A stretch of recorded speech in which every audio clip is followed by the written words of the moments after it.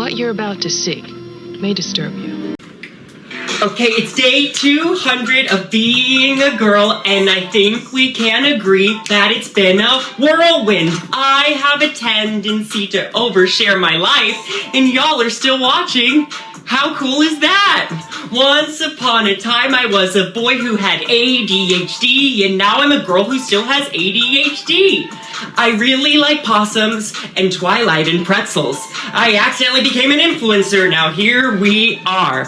Girlhood has had its ups and its downs, and here's what I've learned so far. 6, 7, 8. Women are awesome, but can also be cruel. I'm doing my best, and boys, they kinda drool. My hormones are wild, and my boobs kinda sore.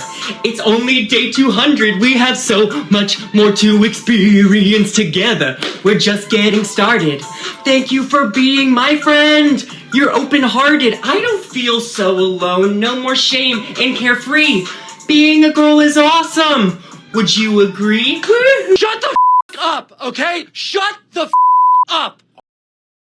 Now, for you guys that are still here watching this video and were able to get through that 1-7 long TikTok, I just want to say thank you. Thank you. I truly commend you. Thank you for sticking that out with me. I can't do this alone, and I know that was very, very painful to get through, so thank you. And also, if anyone still thought up until that point that Dylan was anything other than what his profile says, which is actor/comedian, then I think you were just proved wrong right there, right? Or if you know anybody that says, oh, no, Dylan is an activist and he's part of this community and that community, show him this video. The proof's in the pudding. Dylan is an actor/comedian. Dylan has got the bag. Dylan got paid. And there are a lot of people still out there that have been duped by Dylan.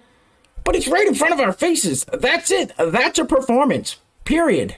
Anyway, welcome back. Thank you guys so much for joining me. Quick Clown World weekend update. So let's get right into it now.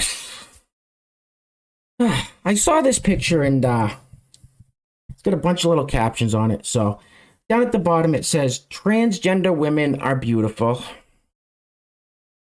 Debatable. Trans owned.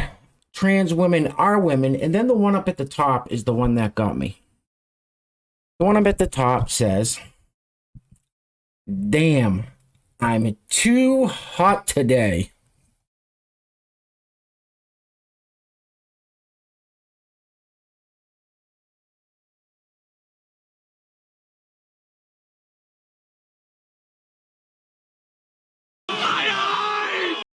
Now, we've all seen what's been going on in places like Chicago and Los Angeles with the looting and the theft and the robberies and all that stuff. Now, this woman comes across to me as the type of person who would make excuses for that stuff as a form of reparations. Listen to her backwards, upside down logic. Roll it.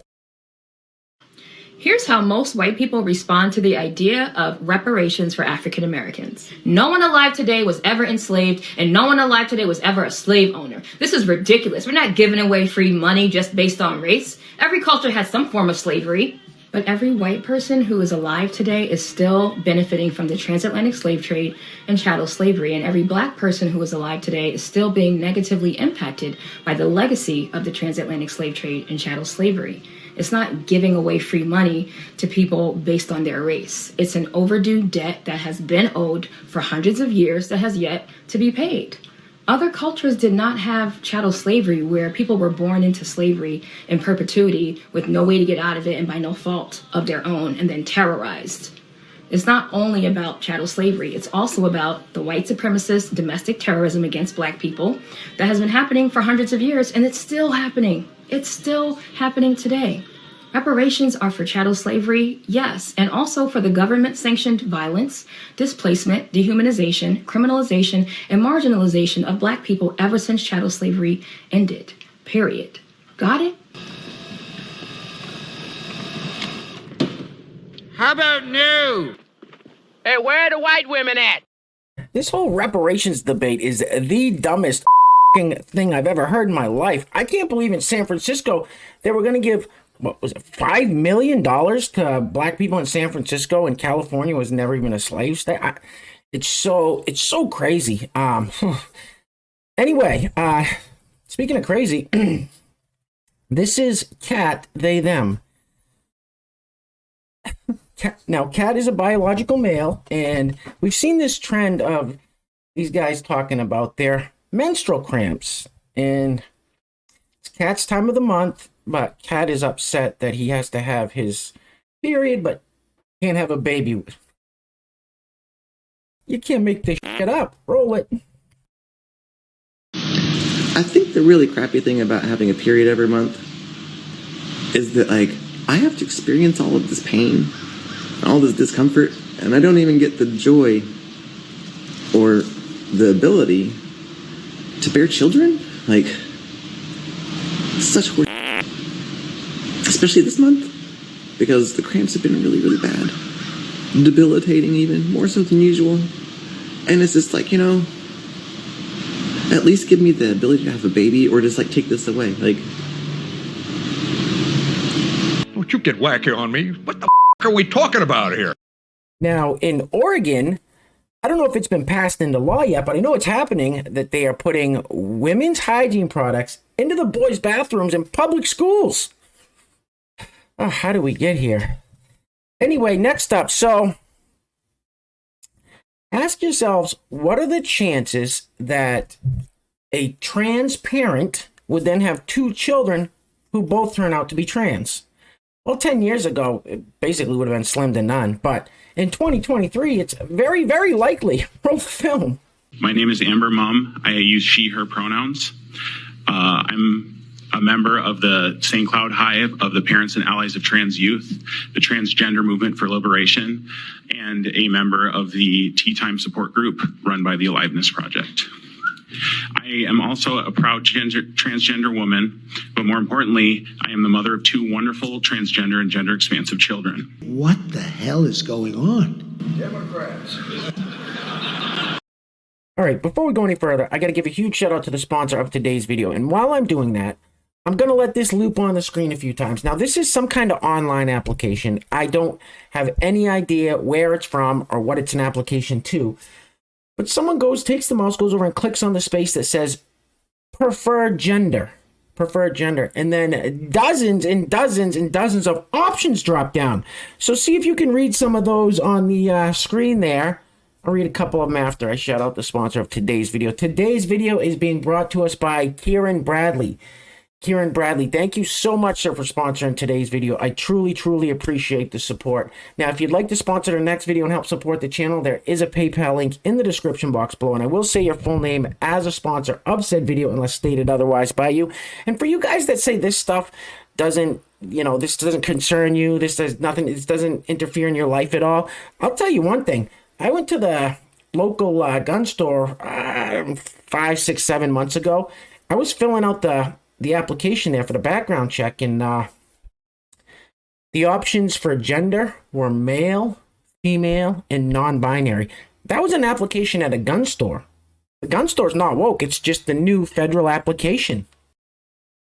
Anyway, it says agender, androgyne, androgynous, genderqueer, neutros.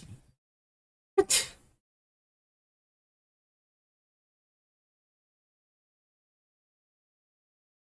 What the does that even mean?